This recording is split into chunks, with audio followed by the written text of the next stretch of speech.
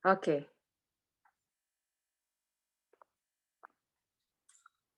Bu Tuti, di-unmute. Bunda. Bunda, halo halo halo. Shalom. Nah, shalom. Halo, udah? Shalom. Sudah, Dah. Bu. Halo. Sudah. Oke. Terima kasih Tuhan Yesus yang memberkati dan mempercayakan kesaksian pada pagi hari ini. Dan terima kasih juga kepada Pak Obed yang memberi kesempatan juga. Sebelumnya mari kita bersatu dalam doa. Kita satukan hati, pikiran agar kita terfokus kepada Tuhan Yesus. Bapa Surgawi yang kami sembah dalam nama Tuhan Yesus. Pada pagi hari ini Bapa, kami anak-anak-Mu bersatu berkumpul dengan kuasa Roh-Mu, dengan kuasa kemuliaan-Mu, dengan kuasa kekudusan-Mu. Kami ingin menyembah, memuji Engkau meskipun sangat sederhana, tapi kami yakin dan percaya. Engkau hadir pada pagi hari ini Bapa, untuk memberkati anak-anak-Mu yang haus Engkau. Terpujilah Engkau. Juga Engkau berkati Bapa, hamba yang akan bersih tentang hebatan Engkau, tentang kemuliaan Engkau, sehingga apa yang hamba-Mu utarakan pada pagi hari ini mampu menyenangkan hati Engkau, mengutamakan Engkau, mengandalkan Engkau Bapa. Terpuji-pujilah Engkau. Berkati semua Bapa, berkati semua agar mampu menyenangkan hati Engkau. Sempurnakan sukacita pagi hari ini Bapa, agar berkenan di hadirat-Mu. Haleluya. Wah, setiap saya suruh bersaksi, saya deg-degan, adrenalin saya naik ya.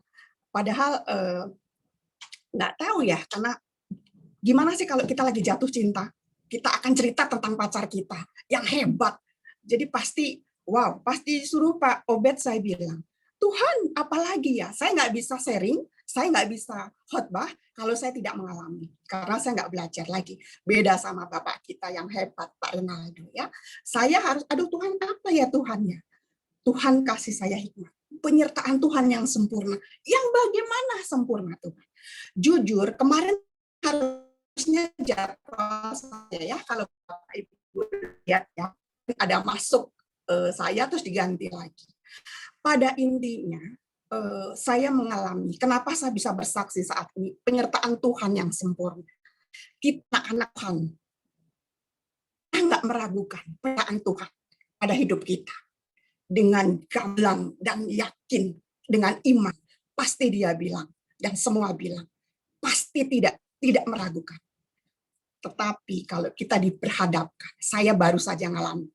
Ya, kenapa saya bisa share? Jadi waktu terjadi, kemarin saya tanya Pak Obed, kalau bersaksi hari Minggu bebas ya, boleh firman, boleh. Jadi saya akan buka dengan kesaksian di tengah dengan sedikit sharing PF, dan saya tutup dengan kesaksian lagi. Jadi waktunya bebas ya Pak Niko ya, boleh 5 jam ya Pak Niko. Siap Ibu, lanjut. Ya, amin. Karena kita mau cerita tentang pacar kita semua, pasti kita semangat ya. Jadi kenapa saya bisa sharing pagi ini penyertaan Tuhan yang sempurna? Beberapa hari lalu saya mengalami goncangan yang dahsyat. Gitu. Tidak hanya goncangan premi. Bagi saya premi adalah hasil akhir. Jadi suatu saat saya mengalami pertanyaan yang dahsyat banget, yang semua orang menurut saya nggak mampu jawab. Sekalipun itu Pak Rocky pendamping saya. Karena saya mengambil sesuatu keputusan yang saya pertama akan menyenangkan hati Tuhan. Saya tahu, kalau saya bimbang gini, saya tahu Tuhan minta saya pasti puasa. Oke, saya puasa. Saya puasa 18 hari ya. Puasa 18 hari, saya akan flashback dulu cerita sebelumnya. Jadi waktu Nisa terjadi positif, ya kan, COVID, saya itu secara akal sehat manusia, saya harus COVID. Kenapa? Semua minum, semua makan, semua itu dari tangan Nisa. Tapi puji Tuhan, bukan Nisa berarti tidak dijaga, Tuhan dijaga. Tapi Tuhan, Nisa mau dipakai Tuhan. Jadi puji Tuhan, semua kantor tergantung saya dan Pak Rocky. Puji Tuhan, singkat cerita negatif. Oh, puji Tuhan. Ada satu lagi yang lebih dahsyat. Ada satu lagi yang lebih dahsyat. Jadi ada orang gereja, itu ada 7, dan saya berhadapan gini, makan bareng, dan ada makanan mereka masak dari menggigil, itu saya makan. Bisa terbayang nggak? Wow, Tuhan pakai. Singkat cerita, saya langsung PR negatif. Yang saya lagi galau penyertaan Tuhan. Saya lagi puasa 18 hari. Ini belum lama ya. Ingat semua teman-teman waktu ada penyembahan pujian, saya suaranya paro pasti ngerti banget. Dan saya nggak berani tampil buka karena benar-benar saya lagi bertanya kepada Tuhan. Karena saya lagi puasa 18 hari, kenapa saya puasa 18 hari? Ada pertanyaan yang semua orang tidak bisa jawab. Karena ini adalah hubungan dengan Tuhan. Oh, pasti Tuhan akan minta saya puasa untuk saya lebih peka lagi dan saya mengambil keputusan. Keputusan pasti Bapak Ibu tahu semuanya ya. Keputusan yang terbesar untuk memilih satu di antara dua. Ya kan? Di sini saya sudah nggak mungkin keluar karena ini dalam pekerjaannya. Nggak mungkin keluar karena nasabah saya banyak yang bikin saya sukses ada di sini. Di sini saya pelayan. Ini pelayanan, cuman kan pelayanan, aduh Tuhan nggak mungkin kalau pelayanan terus, berarti secara angka berat Tuhan. Di sini saya nggak kerja, di sini saya nggak dapat. Wow. Singkat cerita, saya puasa 18 hari, belum terjawab, tapi saya tahu Tuhan pasti punya rencana yang dahsyat. Tiba-tiba ada seorang yang datang di kantor, gitu ya, seorang yang datang di kantor, notabene dia udah panas 2 hari, dia besok datang ke kantor. Wow. 3 hari kemudian, saya flu dan panas. Wow. Tuhan, saya lagi puasa loh Tuhan. Kecuali kayak kemarin Nisa saya kena, make sense. Saya ini lagi puasa loh Tuhan. Jadi saya galau. Pak Rocky sampai tanya gini, kamu bingung ya sama Tuhan? Saya nggak bisa jawab. Saya down. Banyak sekali pertanyaan ke Tuhan. Ya, banyak sekali pertanyaan ke Tuhan. Saya percaya, kita juga semua pasti nggak mungkin Tuhan nggak menyertai kita. Nggak mungkin, kita anak-anak Tuhan. Tapi kadang di bawah titik akhir, kita bertanya kepada Tuhan. Singkat cerita, saya diasingkan, saya bilang, saya nggak cukup mampu untuk saya antigen atau PCR. Saya minta waktu sampai hari Kamis. Jadi hari Kamis saya sendiri, saya berdoa, terus banyak pergumulan. Tapi Tuhan di situ bicara. Tuhan terlalu sayang sama saya. Dia bilang, Tutik, Tuhan saya mau minta konfirmasi. Kalau tanya Tuhan kan memang Tuhan nggak bisa jawab. Saya perlu iya atau sekarang. Akhirnya Tuhan kasih saya hikmat. Saya suruh punya karunia untuk menguatkan kamu. Saya down banget gitu ya. Karena luar biasa gitu ya. Jadi saya tiba-tiba minta Bapak, saya minta didoakan. Saya terjadi begini. Terus Bapak itu jawab dengan gamblang. Akhirnya saya drop banget soalnya. Soalnya saya flu dan mungkin kalau di antigen juga mungkin positif. Ya, tapi saya nggak mau. Singkat cerita, lah itu saya bertanya kepada Tuhan. Singkat cerita, hasil saya pas itu negatif, PCR negatif. Tapi dalam pergumulan itu, di dalam waktu itu, saya percaya kita anak-anak Tuhan jangan sampai mengalami kayak saya. Jadi bukan meragukan, tapi kalau saya nggak puasa, mungkin saya nggak sampai down banget, gitu ya. Kok diizinkan ya? Kemarin pas saya nggak puasa, saya bertemu semua orang, saya aman-aman saja. Kok pas puasa ya? Tuhan maksud apa ya? Lain, saya akan sharing, kita belajar sama-sama.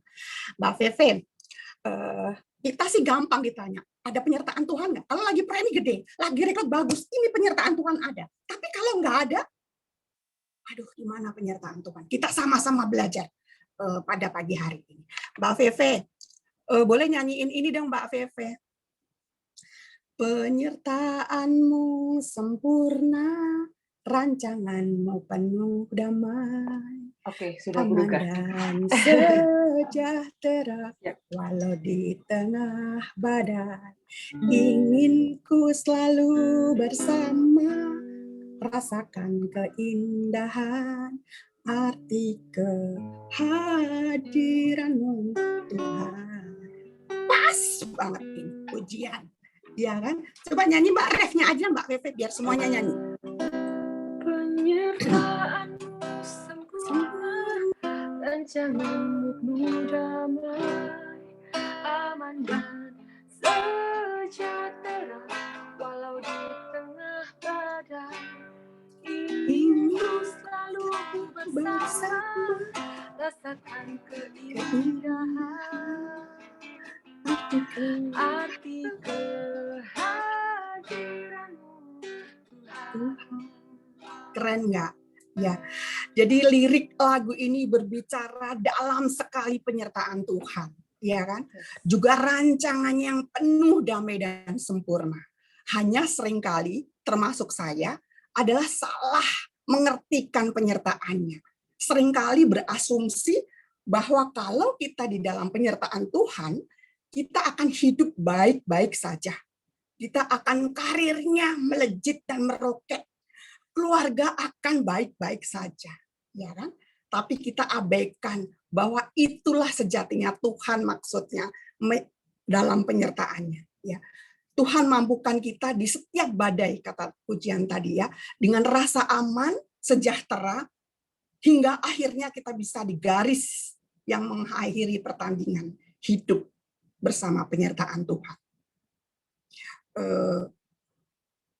Dia menyertai kita menurut hikmat yang tidak dapat diselami oleh pikiran kita. Kalau kita juga anak-anak Tuhan juga pasti ingat ya, seperti kisah Ayub yang diizinkan untuk mengalami berbagai kemalangan. Terkadang sulit untuk dimengerti. Mengapa Tuhan izinkan ini terjadi pada Ayub, ya kan? Akan tetapi seperti yang kita ketahui bersama, ujian itu tidak ditujukan kepada Ayub, ya kan? Melainkan untuk membentuk, menjadikan Ayub menjadi pribadi yang berkenan kepada Tuhan, untuk menunjukkan bahwa cara Tuhan terkadang tidak bisa diselami dengan akal sehat manusia. Profesi yang terkasih di dalam Tuhan, dari semua kejadian ini saya belajar. Saya jadi, makanya saya senang sebenarnya kalau untuk bersaksi, senang. Jadi yang tadinya saya nggak buka-buka, saya jadi buka-buka ya. Ada ternyata kita punya rahasia. Kita punya rahasia, ada 3 penyertaan Tuhan. Ya, kalau kita belajar dari Alkitab ya. Satu adalah kenapa sih kita butuh pertolongan penyertaan Tuhan gitu ya. Karena kita memang perlu Tuhan untuk menyertai kita, tapi ada 3 jenis penyertaan Tuhan. Nanti ada. Saya tadi pas mau sharing, waduh Pak Rinaldo nggak ada ya. Soalnya saya kalau ada kesalahan saya bisa langsung diskusi ya. Ini ada 3 penyertaan Tuhan. Yang satu penyertaan Tuhan adalah memelihara kita. Ya kan? Kita dipelihara sama Tuhan. Kita baca Ibrani ya. Boleh tampilin Pak Niko Ibrani 13 ayat 5.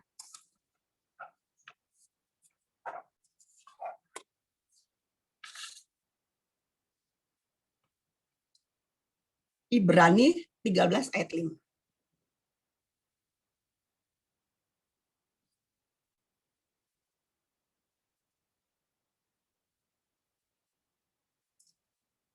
Mbak Natali baca ya, Mbak Natali ya. Baik, Ibu. Yes, Mbak Natali tahu. Kalau saya PF nggak ada yang nggak nyimak, karena satu-satu aku suruh minta Baca. tolong kita biar yes. Ibrani 13 ya, Bu. Ayat 5. Demikian firman Tuhan. Benar, Bu. Janganlah kamu menjadi hamba uang, dan cukupkanlah dirimu dengan apa yang ada padamu, karena Allah telah berfirman, aku sekali-sekali tidak akan membiarkan engkau, dan aku sekali-sekali tidak akan meninggalkan engkau. Itu janji Tuhan ya. Jadi satu penyertaan Tuhan adalah memelihara kita. Ya, janganlah kamu menjadi hamba uang, dan cukupkanlah dirimu dengan apa yang ada padamu. Karena Allah telah berfirman, Aku sekali-kali tidak akan membiarkan engkau, dan aku sekali-kali tidak akan meninggalkan engkau. Ini penyertaan Tuhan yang pertama, adalah bersifat memelihara kita. Ya. Jadi bahwa Tuhan bicara di dalam situ, ya kan? Tuhan berkata, aku sekali-kali tidak akan membiarkan engkau, dan aku sekali-kali tidak akan meninggalkan engkau. Itu janji Tuhan. Jadi itu sebabnya jangan kita menjadi hamba uang. Waduh, hamba uang tuh termasuk saya ya. Wow. Waktu saya dibaca ini, waduh Tuhan. Premi hubungan dengan uang, rekrut hubungan dengan uang. Beda sama staff ya. Staff kan gitu tuh dapat uang. Wow, hamba uang. Jadi Tuhan bicara di situ, jangan jadi hamba uang di masa sulit-sulit seperti ini. Kita harus sadar, yang terpenting kita sadar adalah bahwa penyertaan Tuhan dan pemeliharaan Tuhan. Tapi banyak di masa COVID ini, tidak sedikit ya, menurut saya, tidak hanya kita. Kenapa orang-orang banyak yang tumpah? Kalau kita lihat, jauh-jauh deh teman kita, meskipun saya kenal sebentar sama ada kan yang namanya Paul, ya kan? Banyak Tuhan. Kalau kita bertanya, dia disertai nggak Tuhan? Gitu. Ada penyertaan Tuhan. Jadi Tuhan janji untuk penyertaan Tuhan, pemeliharaan Tuhan yang pertama. Di situ asal kita sudah menjadi anak Tuhan, kita sudah lahir baru, pasti disertai Tuhan. Iya dan amin, itu janji Tuhan. Tapi masalahnya kenapa itu terjadi? Iya kan? Kita baca lagi ya.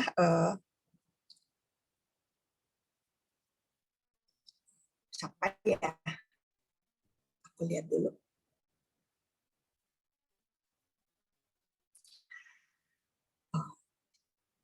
Caroline baca ya, Cik Caroline.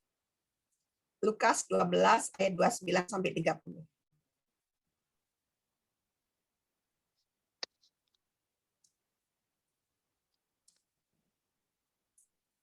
Cika ada, Cika.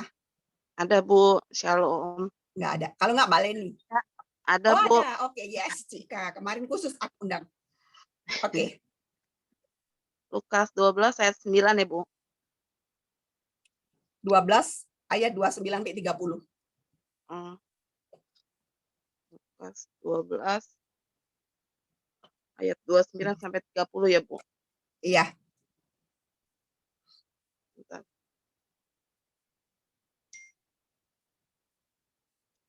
Lukas 12 ayat 29 sampai 30. Betul. Firman Tuhan. Jadi janganlah kamu mempersoalkan apa yang akan kamu makan atau apa yang akan kamu minum, dan janganlah cemas hatimu. Semua itu dicari bangsa-bangsa di dunia yang tidak mengenal Allah. Akan tetapi Bapamu tahu bahwa kamu memang memerlukan semuanya itu. Demikian firman Tuhan. Terima kasih Cika, terpujilah Tuhan Yesus.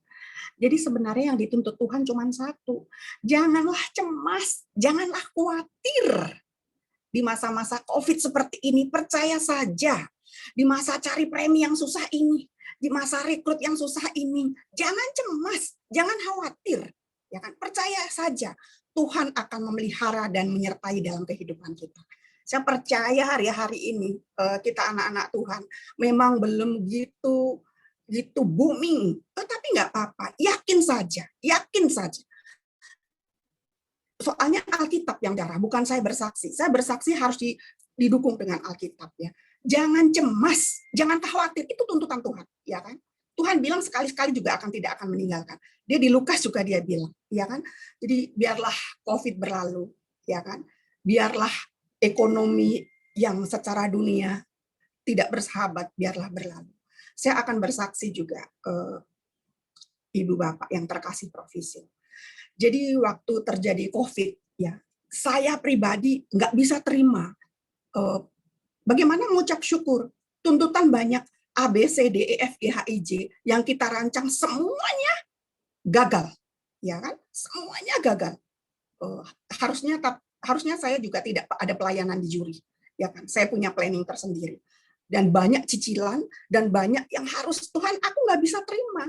Nggak bisa bagaimana mengucap syukur Tuhan. Yang paling berat adalah hubungan perpisahan saya dan anak saya. Saya cuma punya satu loh Tuhan. Kebayang nggak? Hatinya itu jantung lepas, enggak jantung lepas. Orang semua mengalami. Tapi apa yang terjadi kalau kita lakukan? Penyertaan Tuhan, pemeliharaan Tuhan. Apa yang kita lakukan? Jadi saya puasa dengan Pak Rocky. Puasanya nggak tanggung-tanggung. Pak Rocky belum pernah melakukan sebelumnya. Puasa biasa, kemarin Pak Saksi bersaksi ya Pak Rocky, pernah 5 bulan. Habis itu terjadi. Jadi kita kayak, aduh Tuhan udah ngerti. Kalau terjadi gini, Tuhan minta kita puasa. Kita punya Tuhan yang luar biasa dahsyat. Kalau kita nggak bisa puasa, nggak masalah. Inilah kita. Ya, saya soalnya ngalami Tuhan yang sebelumnya. Harus doa, hebat, ada waktunya. Tapi ini enggak. Tuhan luar biasa. Kita harus bisa berdoa. Kita juga bisa memuji Tuhan dengan nyanyi. Tadi saya pujian penyembahan, bangun tidur, saya nggak gampang untuk bersaksi saat ini. Saya bergampang asuransi 1000 orang, saya langsung datang, saya bisa presentasi. Kalau bersaksi ini, padahal teman-teman, tapi tetap saya perlu pernyataan. Jadi saya penyembahan tadi bangun tidur, saya bisa lari sendiri, dan saya pujian penyembahan, dan saya perjamuan kudus.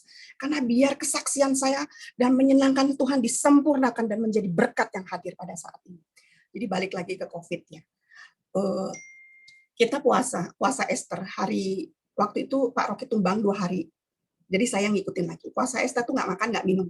Yang kedua, saya puasa Ester lagi. Karena aduh Tuhan, nggak mungkin, nggak ada jalan. Saya cuma mau bersyukur aja nggak mampu. Bersyukur itu berarti tidak hanya nyanyi. Bersyukur itu berarti gaya hidup. Aku harus bersyukur. Aku harus rileks. Aku harus sukacita.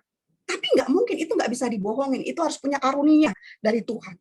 Kita puasa Ester kemudian. Yang kedua, itu adalah puasa Ester kedua itu kita mampu sampai hari ketiga. Saya Pak Rocky. Jumat, Sabtu, Minggu Pak Rocky libur, dia cuti, kita puasa. Kita tidak buka media sosial. Kenapa? Begitu buka ada makanan. Begitu buka, wah, jadi kita penyembahan pujian, kita diskusi. Wow, di situ terjadi hubungan suami istri yang, aduh, saling mengerti, saling diberkati, gitu ya. Wow, itu terjadi ketiga hari. Itu bisa. Singkat cerita, kita puasa lagi. Yang puasa Ester ketiga, saya, Pak Rocky, dan Hilkia. Terbayang nggak? Lagi terjadi. Puasa, nah, sampai sekarang kita berani. Bisa beriringan, bisa mengucap syukur sekalipun saat ini ya, sekalipun tidak mulus kalau kita lihat bisnisnya di Provisil naik turun ya, tapi nggak apa-apa. Tapi yang paling tidak kita bisa mampu mengucap syukur. Di situ kita ada kepekaan, di situ kita ada kerinduan, di situ kita ada kemenangan. Banyak sekali kemenangan. Di saat COVID seperti ini, anak saya naik jabatan, dapat fasilitas yang luar biasa. Itulah Tuhan. Terus semua semua ditutup semua. Saya nggak usah cerita ya. Semua ditutup yang tadinya lubang ditutup semuanya. Keren luar biasa. Ya. Tuhan dahsyat, ajaib. Asal kita mau dipimpin oleh Tuhan ya. Satu syaratnya, kita tidak boleh khawatir. Itu kata Tuhan ya. Kita tidak boleh cemas. Apapun yang terjadi, premi belum masuk. Nggak apa-apa, nggak cemas, berarti Tuhan izinkan. Tuhan akan menunjukkan kuasanya di saat kita kekurangan, di saat kita lagi tidak berdaya, di situ akan muncul kuasa Tuhan. Luar biasa. Ya, saya percaya tim Provisil dengan kita mengandalkan Tuhan. Ya, saya juga nggak nyangka ya, bulan ini juga angkanya semua itu rencana Tuhan. Luar biasa. Tapi saya percaya, jangan khawatir, jangan takut, Tuhan akan memelihara kita. Sekarang pertanyaannya, kenapa ya? Kok tapi ada juga yang tadi saya singgung balik, anak-anak Tuhan yang tumbang, yang kalah. Kalau menurut saya kemarin si itu kalah, si siapa sih teman kita ya, sampai begitu. Kenapa kalah? Ada penyertaan Tuhan. Kenapa Tuhan nggak menyertai dia? Kenapa? Gitu ya. Kenapa kok banyak sekali orang yang jadi stres? Banyak sekali orang yang jadi gila, banyak sekali orang-orang kita baca ya, bukan berarti Tuhan tidak memelihara. Janji Tuhan, begitu kita ikut Tuhan, begitu kita lahir baru, Tuhan bilang, Tuhan akan menyertai kita, ya dan amin. Kita baca Lukas 21 ayat 2. Kita lihat ya, benar nggak karena kita cemas, kita stres, jadi penyertaan Tuhan lebih turun. Sebenarnya kalau kita anak-anak kita percaya, Tuhan bilang jangan cemas, jangan khawatir, penyertaan Tuhan selalu ada. Baca ini Lukas 1 ayat 26. Aku baca ya. Wow, Keko datang, semua datang. Aku baca. Pak Dimas, boleh baca Pak Dimas?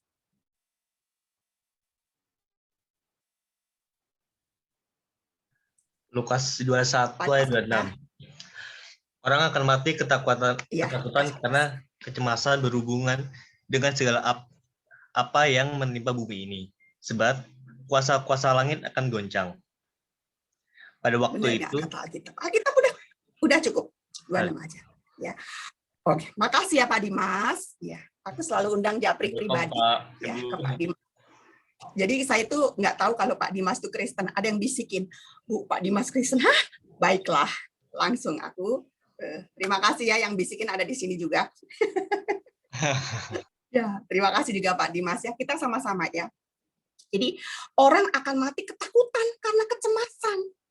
Benar kan Alkitab bilang, berhubung dengan segala hal yang menimpa bumi sebab kuasa-kuasa langit akan goncang. Jadi jangan cemas, jangan ketakutan, penyertaan Tuhan kita harus sadar. Penyertaan Tuhan lebih tinggi daripada COVID. Penyertaan Tuhan lebih tinggi daripada ekonomi yang hancur. Penyertaan Tuhan lebih tinggi. Tapi bagaimana kita lebih tinggi? Ya kita minta kepekaan, kita doa, kita puasa, kita penyembahan Tuhan agar kita punya karunia untuk mendapatkan sukacita dan penyertaan Tuhan yang sempurna. Oke, jadi kita harus paham kabar baik untuk kita anak-anak Tuhan. Semua memang mengalami kesulitan. Kita harus lebih sadar akan penyertaan Tuhan dan pemeliharaan hidup kita ketimbang bahaya yang mengintai kita, ketimbang bahaya yang krisis ekonomi, ketimbang semua. Kita harus sadar penyertaan Tuhan lebih dahsyat kuasanya. Ya, kita belajar satu hal. Oke. Tuhan juga janji. Tuhan juga bicara di Yohanes 14 ayat 16 sampai 17 ya. Tuhan juga akan mengirimkan kita seorang penolong, seorang pribadi penolong ya. Asal satu. Jangan cemas, jangan khawatir. Harus punya pengharapan, ya kan? Mbak Leni baca ya Mbak Leni. Oke, boleh. Yohanes 14 ayat 16 sampai 17. Yohanes 14 ayat 16 sampai 17. Demikian firman Tuhan. Aku akan minta kepada Bapa dan Ia akan memberikan kepadamu seorang penolong yang lain supaya Ia menyertai kamu selama-lamanya, yaitu Roh kebenaran. Dunia tidak dapat menerima Dia sebab dunia tidak melihat Dia dan tidak mengenal Dia. Tetapi kamu mengenal Dia, sebab Ia menyertai kamu dan akan diam di dalam kamu. Amin. Terpujilah Engkau yang Maha Kuasa, Tuhan Yesus. Tuhan janji Dia akan memberikan, akan menyertaikan, atau akan menyertai kita semua. Roh penolong, Roh Kudus untuk menyertai kita selama-lamanya. Keren nggak? Jadi setelah kita belajar sama-sama pada pagi hari ini, kita harus yakin penyertaan Tuhan begitu dahsyat. Jadi kalau yang rekrut masih kurang, yang premi masih kurang, kita harus mengandalkan Tuhan, penyertaan Tuhan. Nggak usah stres, nggak akan terjadi apa-apa. Ya, saya yakin kita masih punya waktu minggu ke depan jadi pengganti Pak Rocky nih. Sebenarnya aku nggak ngomong itu, tapi intinya jangan stres, khawatir. Kata Alkitab. Iya kan? Saya nggak pernah stres, nggak pernah khawatir, tapi juga pernah meragukan yang terjadi. Makanya saya bisa bersharing. Ada penyertaan Tuhan yang kedua. Yang pertama apa tadi? Memelihara hidup kita. Yang kedua adalah penyertaan Tuhan yang memimpin. Ya kan? Setelah menyertai, habis itu dipimpin. Ya, apa maksudnya? Maksud adalah penggenapan rencana Tuhan di dalam kehidupan kita. Dalam penyertaan Tuhan yang kedua ini, bisa iya, bisa tidak terhadap kehidupan kita. Tergantung kita mau dipimpin sama Tuhan. Pertanyaan, mosok sih saya nggak mau dipimpin sama Tuhan? Pasti saya mau. Secara teori dia mau. Tapi kita lihat, ya kan? Kalau kalau kita mau dipimpin sama Tuhan, kita harus memberikan diri mau dipimpin sama Tuhan. Itu gimana ya? Keren nggak? Jadi Tuhan udah menyediakan semua pemeliharaan, yang kedua dipimpin. Kita lihat, kalau kita ada 3, kalau 3-3-nya dapat, ya kan? Wow. Kita baca ya, di 1 Korintus 10 ayat 11. Pak Niko sekarang yang baca.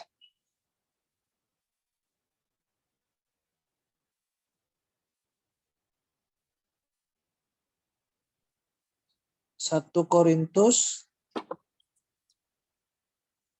10 ayat 11. 10 ayat 11. 10? Yes. Semuanya ini telah menimpa mereka sebagai contoh dan dituliskan untuk menjadi peringatan bagi kita yang hidup pada waktu di mana zaman akhir telah tiba. Oke, sudah cukup. Siapa mereka sih sebenarnya? Siapa mereka? Mereka adalah orang-orang Israel, ya kan? Tadi kan pertanyaannya, mau dipimpin nggak? Semua orang pasti mau dong dipimpin Tuhan. Nggak mungkin kita anak-anak Tuhan. Tapi permasalahannya, kita memberikan diri nggak? Diri kita ke Tuhan. Kita baca ini di sini. Ya, siapa mereka ini? Mereka adalah orang-orang Israel. Hampir semua mati di padang gurun.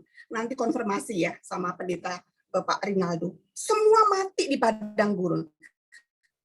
Tidak ada yang masuk tanah perjanjian. Hanya angkatan Yosua dan Kaleb. Semua tidak masuk tanah perjanjian. Itu adalah sebenarnya mereka itu contoh kehidupan kita di akhir zaman seperti ini. Apa yang kita belajar dari mereka? Iya kan? Orang Israel itu dia sudah menyembah berhala. Ada lembu emas gitu ya. Menyembah berhala. Mereka tetap dipelihara Tuhan. 40 tahun lamanya Israel dipelihara Tuhan. Tetapi mereka tidak masuk ke tanah perjanjian. Mereka tidak masuk penyertaan Tuhan. Yang kedua, Tuhan hanya menyertai pemeliharaan. Mereka nggak mau dipimpin Tuhan. Kenapa? Akhirnya mereka mati semua generasinya, kecuali Kaleb dan Yosua. Kita juga, waktu saya belajar ini ya, Tuhan, wow, saya langsung introspeksi diri. Ini kita belajar dari mereka. Saya mau dipimpin nggak sih? Sebenarnya kalau ditanya ya, mosok sih saya nggak mau dipimpin? Pasti mau. Tapi permasalahannya kita memberikan diri nggak kepada Tuhan. Ini contoh gamblang ya, contoh Alkitab gamblang. Orang Israel 40 tahun dipelihara Tuhan. Kalau baca semuanya ya, tidak kakinya tidak lecet, mana terus datang tiap hari, dipelihara Tuhan. Tapi dia tidak masuk di penggenapan Tuhan. Dia tidak masuk di kota Kanaan susu dan madunya. Dia sampai di situ. Kita ya nggak? Kita dipelihara aja nggak? Kita mau masuk nggak ke perjanjian susu dan madu? Kita mau masuk nggak ke tanah Kanaan? Kita harus introspeksi. Kita harus flashback lagi ke kita semua. Belajar. Termasuk saya. Saya juga bertanya sama Tuhan. Tuhan, wow, jangan-jangan saya cuma dipelihara ya. Karena saya nggak memberikan diri saya untuk dipimpin Tuhan seperti orang Israel. Wow, aku bilang Tuhan, terima kasih Tuhan. Dan terima kasih Pak Obed. Pak Obed, secara kemarin kenapa saya minta mundur janji? Karena saya nggak siap. Saya masih Minggu Sabtu kemarin Pak Obed, maaf aku bilang. Pak Rocky bilang ini, kita ampuni ya Tuhan kalau ini salah ya. Jadi saya siap Tuhan secara kesaksian, saya udah punya judul, tapi hati dan saya nggak siap Tuhan. Pak Rocky bilang, Pak Rocky boleh bantu saya satu hal aja Pak Rocky. Apa? Saya kan udah produksi tapi segini-segini, bantu saya apa? Besok bersaksi dong Pak Rocky, aku udah janji. Hebatnya, karena saya nggak siap, saya ngalamin ternyata. Ya, yang terkasih profesi dalam Tuhan. Kalau semua ngalamin kayak saya, harus cepat balik. Puasa juga puasa, tapi belum tentu. Ada juga yang saya bersaksi juga dengan gembala saya, yang begitu luar biasa. Tiba-tiba saat ini kita lagi berduka gereja saya, karena suami beliau dipanggil. Itu pun juga aku yang shock, yang wow. Padahal pendeta gembala bukan berarti dia lemah, tapi dia semua mengalami. Tapi luar biasa tadi malam kita lihat bersaksi hebatnya, dia cepat banget move on, ya kan? Itu gembala. Bagaimana dengan kita? Ya kan? Kita harus cepat move on. Kita jangan puas hanya disertai Tuhan. Kita hanya Tuhan udah janji, begitu kita lahir baru Tuhan pasti menyertai. Tapi kita harus mengalami pimpinan yang kedua. Kita harus dipimpin Tuhan untuk masuk tanah Kanaan, perjanjian yang Tuhan izinkan untuk menggenapinya. Ya, jadi maaf ya saya menggebu-gebu. Aduh, luar biasa. Saya banyak belajar dari sini. Saya harus lagi belajar. Saya harus kita semua harus mengalami penyertaan Tuhan, pimpinan Tuhan. Tadi saya udah cerita, kenapa kok Israel nggak mengalami sih? Kok tidak mengalami semua? 40 tahun dipelihara tapi dia tidak masuk Kanaan. Kita belajar dari situ. Ya, karena bangsa Israel tidak mau dipimpin Tuhan. Ya kan? Bagaimana dipimpin Tuhan? Kalau kita baca nanti kita simak sebentar ya. Kenapa dia nggak mau dipimpin Tuhan? Ya kan? Makanya kita sebagai anak-anak Tuhan jangan pas untuk hanya disertai. Kita harus dipimpin dan kita memberikan diri untuk Tuhan agar bisa dipimpin. Ya, tapi kenyataannya banyak anak-anak Tuhan ya yang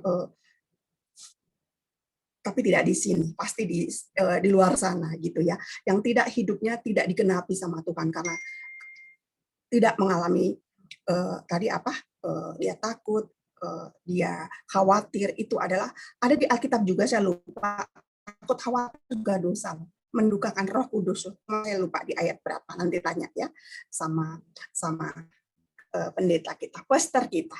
Nanti aku tanya secara pribadi. Itu ada loh, dosa mendukakan Roh Kudus kalau kita khawatir dan ragu dan tidak punya pengharapan, ya kan? Benar nggak sih orang Israel nggak mau dipimpin sama Tuhan? Kita lihat, saya pas baca ini saya deg-degan, jantung saya, waduh, adrenalinnya naik karena ketakutan, bukan ketakutan sama Tuhan. Tuhan, saya kayak orang Israel nggak? Mau dipimpin nggak? Coba baca Bilangan 14 ayat 2-4. Siapa ya? Sebentar lagi.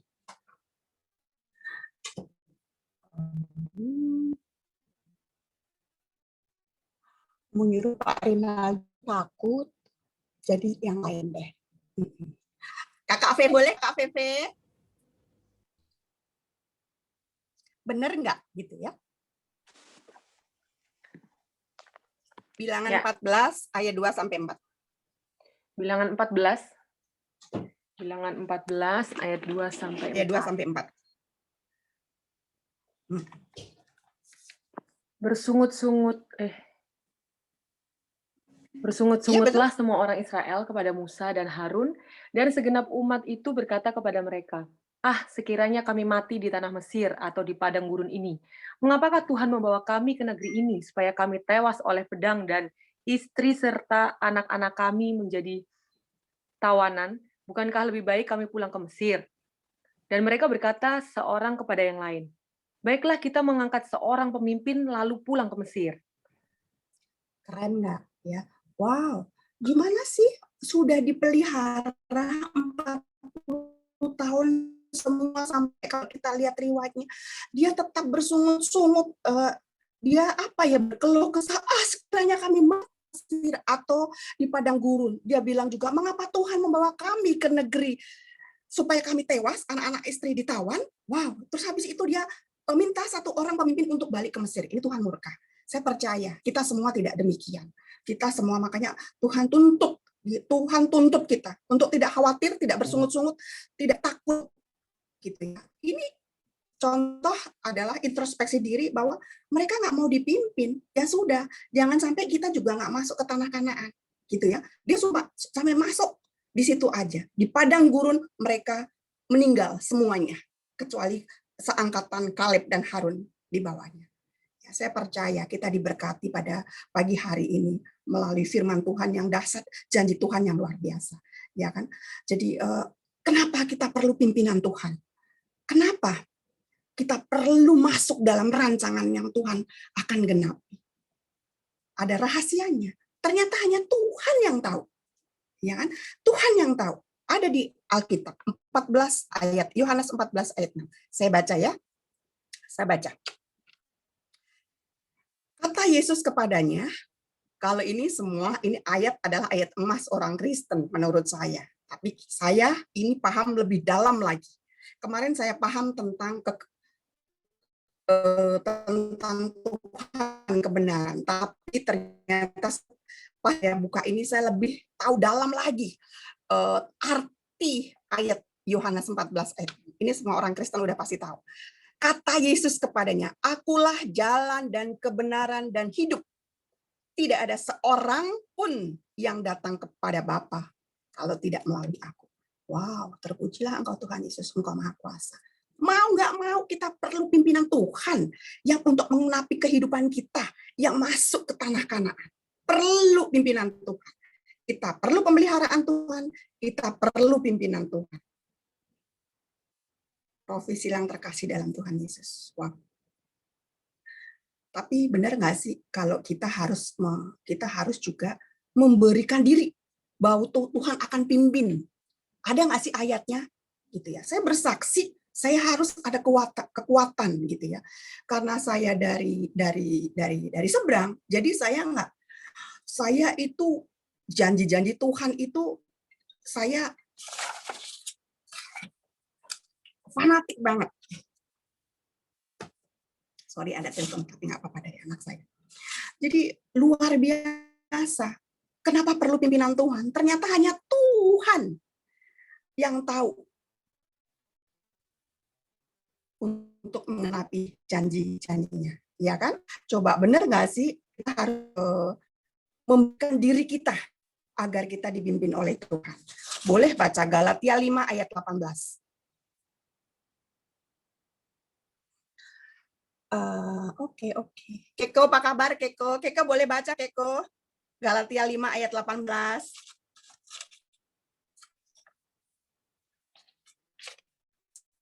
Keko adakah?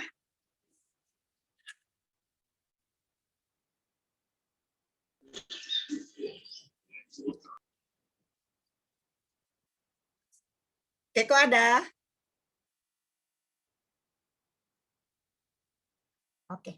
Oke, diganti siapa aja yang bersedia. Eko sambil. Sudah. Aku aja Ibu lagi. Demikianlah firman Tuhan Galatia 5 ayat 18. Akan tetapi jikalau kamu memberi dirimu dipimpin oleh Roh, maka kamu tidak hidup di bawah hukum Taurat. Oh, benar. Jadi kalau kita mau dipimpin sama Tuhan, kita harus memberikan diri kepada Tuhan. Kita nggak hidup di zaman perjanjian lama. Benar sekali. Jadi biar kita ada pemeliharaan Tuhan, kita udah jamin yes dan amin kita dipelihara. Kalau dipimpin Tuhan untuk masuk kita ke dalam susu dan madu dan tanah Kanaan, kita harus memberikan diri. Kita harus buka, Tuhan tolong pimpin saya. Oke.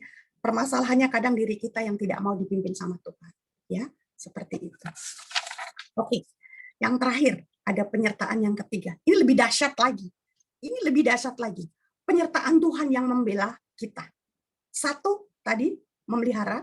Kedua, dipimpin untuk masuk Kanaan. Kalau ini udah dijamin, pasti.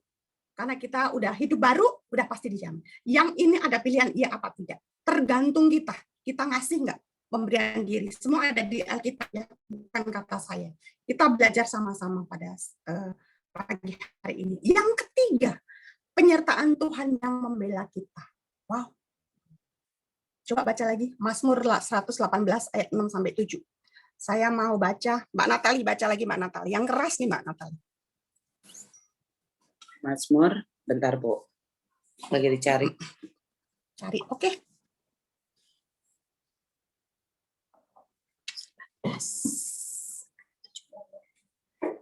Maaf ya, biasanya Sabtu nggak mikir. Mazmur 118 ayat 7. Tuhan di pihakku, menolong aku. Aku akan memandang rendah mereka yang membenci aku. Haleluya.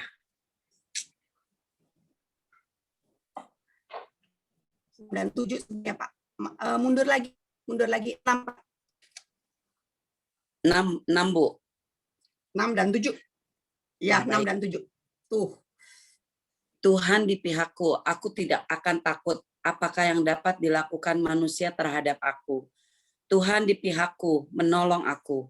Aku akan memandang rendah mereka yang membenci aku. Puji Tuhan. Haleluya. Yes. Janji Tuhan. Tuhan di pihakku. Tuhan menolong aku. Aku akan memandang rendah mereka yang membenci aku. Apa yang terjadi jika Tuhan di pihak kita? Di pihak kita semua. Apa yang terjadi? Kita akan mengalami pembelaan Tuhan. Kita akan mengalami kemenangan. Yes. Kita akan mengalami kesuksesan. Kita akan mengalami masuk tanah Kanaan. Luar biasa. Ini janji Tuhan. Jadi kita harus punya 3 penyertaan. 1 pemeliharaan, 1 pimpinan, 1 pembelaan. Ya, keren nggak? Jadi kita sama-sama belajar. Saya sendiri juga, wow, nanti akan tanya, Tuhan, aku udah di penyertaan berapa ya Tuhan? Keren, nanti aku bersaksi. Masih itu ya, masih fokus ya, masih oke ya. Belum 2 jam kan? Oke. Masih oke ya Mbak Leni? Lanjut Bu. Yes, oke. Biasanya aku tahu kalau hari Sabtu kan enggak mikir, kita denger. Tapi ini enggak ya, enggak apa-apa ya, variasi. 3 jam Bu. Voice, oke ya. Siapa yang akan melawan kita kalau Tuhan di pihak kita? Ya, kita akan mengalami pembelaan Tuhan. Kita akan mengalami kemenangan Tuhan. Kita akan mengalami kesuksesan. Kita akan mengalami masuk tanah Kanaan. Contoh dari Alkitab, ya kan? Kalau nggak ada di ini, semua orang pasti udah tahu, orang Kristen ya. Waktu bangsa Israel mengalahkan tembok Yeriko, yang mustahil, tembok Yeriko itu kota yang bentengnya begitu besar. Tembok Yeriko itu kuat. Tidak mungkin orang Israel bisa mengalahkan mereka. Tembok Yeriko semua tahu ya, begitu kokohnya, begitu megahnya. Tentara Israel juga. Tapi apa yang terjadi ketika Tuhan di pihak orang Israel? Ya, orang Israel tidak melakukan perlawanan yang heboh gitu ya. Tapi masalahnya Tuhan ada di pihak orang Israel, ya kan? Dengan mudahnya orang Israel melakukan itu roboh, ya kan? Hanya 7 hari selama perputaran, ya kalau kita baca di Alkitab itu nanti baca ya. Jadi selama 7 hari berkeliling, pada putaran ke-6 mereka diam, pada putaran ke-7 mereka keliling, kita tiup sangkakala dan bersorak-sorai. Logikanya ada nggak? Tidak ada logika. Harusnya digempur pakai, ini tidak. Itu roboh dengan sendirinya. Nanti konfirmasi sama Pak Rinaldo ya, karena saya cuma tahu ceritanya nih kalau baca di Alkitab. Keren nggak? Itulah karena Tuhan di pihak kita. Sama juga kalau Tuhan di pihak kita, nggak usah. Jadi nggak usah kita mau cari, wow kekuatan sendiri premi yang ini rekrut yang ini, nggak usah. Kita harus mengalami 3 penyertaan Tuhan, pemelihara, pemimpin, dan 1 adalah Tuhan di pihak kita. Dalam nama Tuhan Yesus, dalam nama Tuhan Yesus, semua tim Provisil sukses dan berhasil. Karena kita akan mengalami 3 penyertaan Tuhan. Pemeliharaan, pimpinan, dan Tuhan di pihak kita. Terpujilah Tuhan Yesus ya. Kebayang nggak? Ini contoh di Alkitab, jadi bukan contoh lain. Ada contoh yang kedua. Ini juga contohnya lucu sekali loh. Daud sama Goliat. Tuhan di pihak Daud. Goliat udah 40 hari, 40 malam dia bahasa Indonesia sih berkoar-koar sampai semua jiper. Tapi apa yang terjadi? Secara akal sehat manusia, wow. Karena Tuhan di pihak Daud cuma pakai ketapel mata jedet gitu.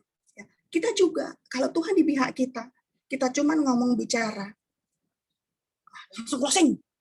Langsung ya.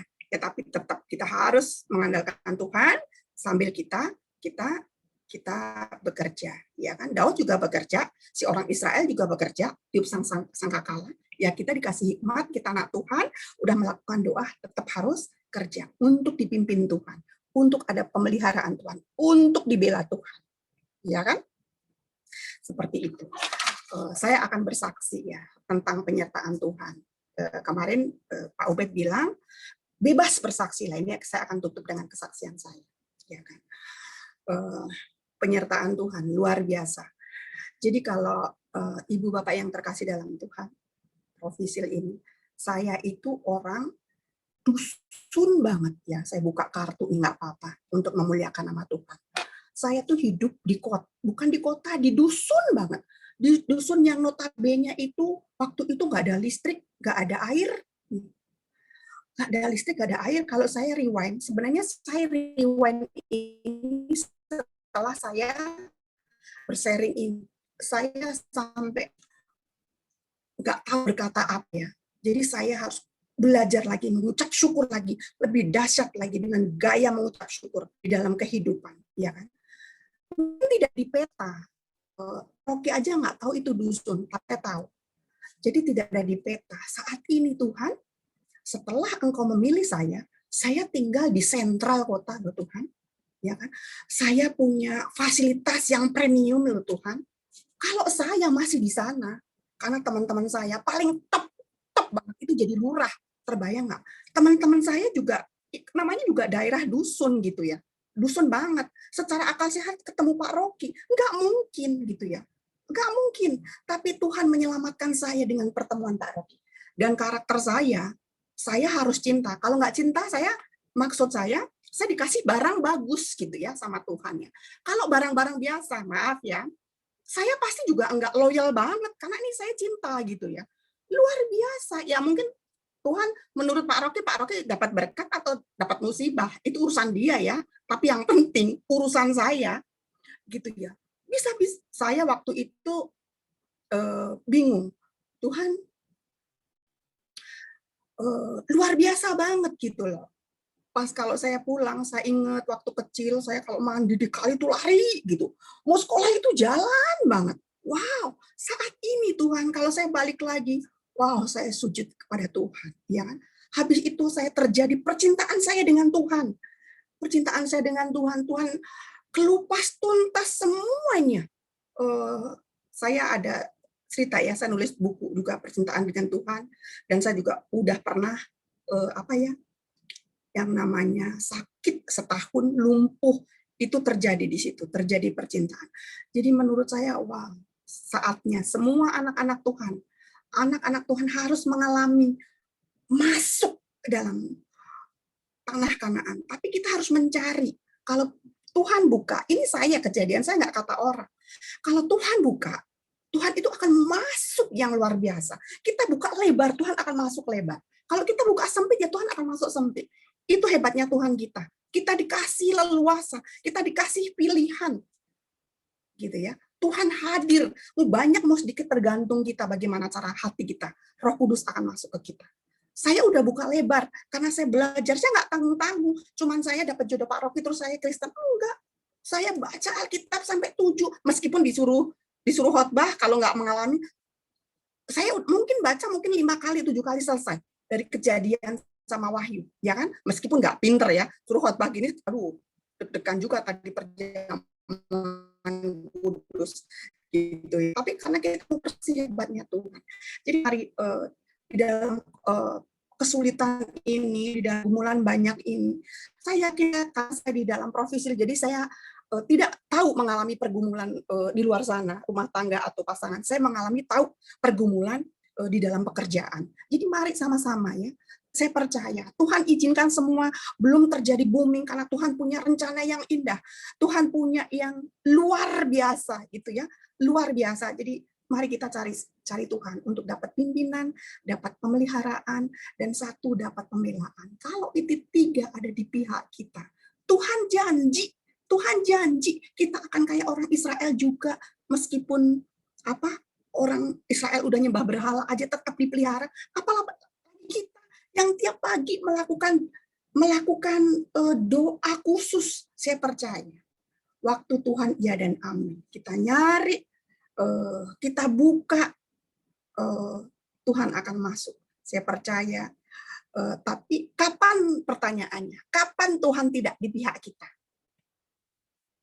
Jika hidup kita di luar kehendak Tuhan. Pastikan kita semua, kita hidup dengan kebenaran, karena Tuhan akan kita mengalami mujizat pemeliharaan, pimpinan, dan satu adalah pembelaan Tuhan.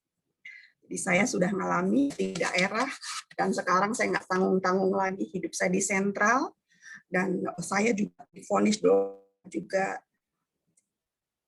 kata dokter saya mati, buktinya saya sehat, pakai hak tinggi juga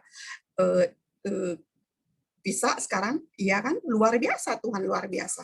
Jadi menyambung kesaksian kemarin yang Pak Rocky, begitu dahsyat ya, kita naik turun, kita sebagai istri, kita harus penolong, kita harus mendoakan. Saya yakin dan percaya, kita semua sebagai istri, kalau terjadi di rumah tangga, sampai ada perceraian, itu tidak diizinkan Tuhan. Yang paling salah adalah istri, karena saya ngalami. Apapun yang terjadi pada suami, kita harus menjadi penolong. Dia yang lagi sakit, berarti kita yang harus sehat.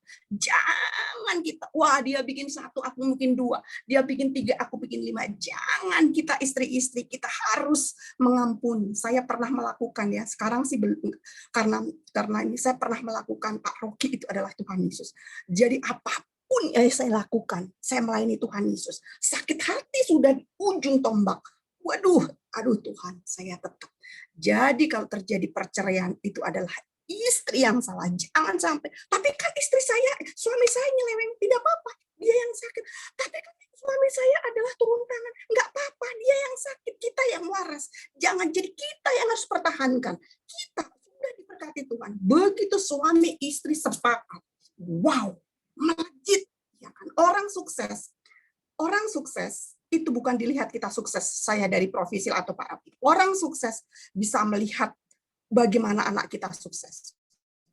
Wow, anak saya anak muda, mandiri, anak 1 loh, mandiri dan takut akan Tuhan. Wow, dia juga pelayanan, dia juga puasa Ester. Kalau kita suruh anak saya, puasa Ester, mana bisa kalau nggak punya karunia. Jadi para istri sekarang ini, para istri ya, pertahankan, berkati suami, layanin itu suami. Meskipun suami menyakiti, tidak ada masalah. Yang penting Tuhan tidak menyakiti kita. Suami menyakiti, nggak masalah. Sekedar suami, ya sudah. Saya diajarin Tuhan ya waktu itu ya. Sampai bilang, Tuti, itu cuma suami. Hubungan sekedar suami. Bukan hubungan darah. Kamu dan saya, hubungan sakral, hubungan dan darah. Tapi saya menang semuanya. Menurut saya mungkin udah di pintu Kanaan. Bapak saya sudah dibaptis. Ibu saya sudah dibaptis. Itu luar biasa. Ibu saya yang notabene kalau dekat sama saya, dia ketakutan karena saya mau ngomong Tuhan terus. Ya, tapi luar biasa. Dan sekarang, dia udah stok 3 kali. Dan sekarang, sembuh total. Tinggal saya, Tuhan terserah. Tuhan mau panggil, mau umur panjang, saya sukacita. Karena sudah ikut Tuhan Yesus. Bapak saya dibaptis, dikasih Tuhan 6 bulan. Jadi kita masih bersukacita 6 bulan, habis itu dipanggil Tuhan. Ya kan? Ibu saya baru kejadian belum lama, sekarang sehat. Terserah Tuhan sekarang. Jadi saya sukacita. Mungkin umur udah 80 sekian, udah sepuh banget. Itu.